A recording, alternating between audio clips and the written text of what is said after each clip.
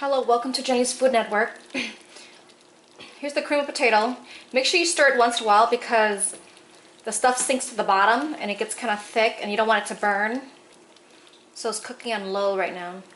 Just stirring it occasionally. Because I feel like it and I want a little bit, I'm going to add a little bit of black pepper, just very little. Give it that nice little black pepper flavor to it. Just to let you know, the soup might be thick now, right? It's going to get thicker as it cools down. So the portion that I used, 2 cups of the white flour, that's good enough for this size pot. See? This is the pot that I use.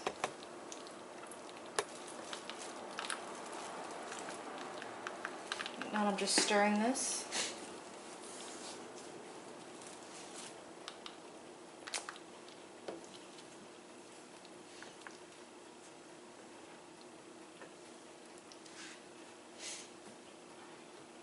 Okay, now I'm going to get some in a bowl. Let me zoom back out a bit. Oops. Okay.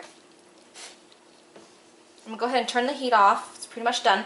If you want to add celery sticks in there, which is the same ingredient that they use for a clam chowder, be aware that if you use a whole stalk, expect that it's going to water down, okay, as it cools down. And so your soup is not going to be as thick as it is now, you see? But if you start adding some watery stuff like celery, it's going to water down. So by tomorrow, your soup's going to thin out. It's going to be very watery. So don't use too much celery. You could use carrots. Carrots is not too watery. Okay, here's my cream mushroom. Like I said, I use the dark purple potatoes.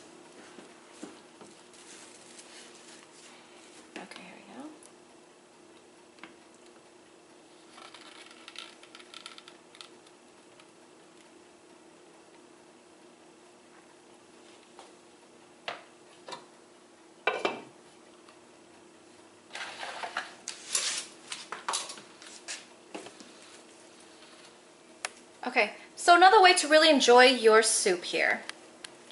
If you want a little healthier, go ahead and add some chopped green kale. Here, while I was waiting, I was just chopping some fresh green kale. Very nice and fine. Okay, the more fine chopped they are, the quicker they'll be easier to eat in soups and stuff. So the soup is really hot already, so I'm not going to boil it in a separate pan. So I'll just put it in a bowl. So go ahead and add some green kale.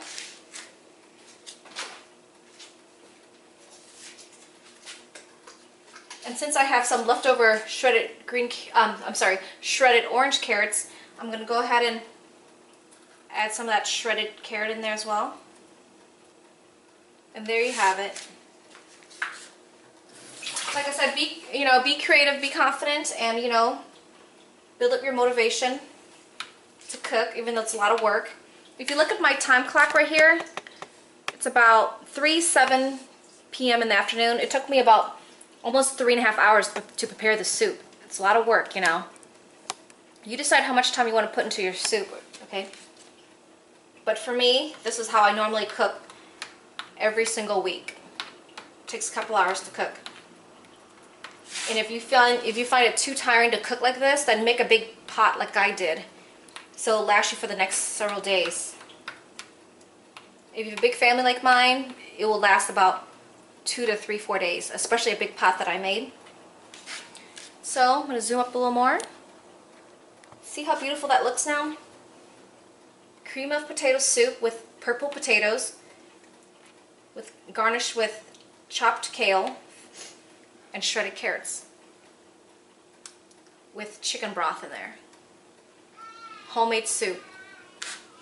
Like I said, I don't like to use already prepared chicken broth at the grocery store. I find it very not fresh. It tastes really different.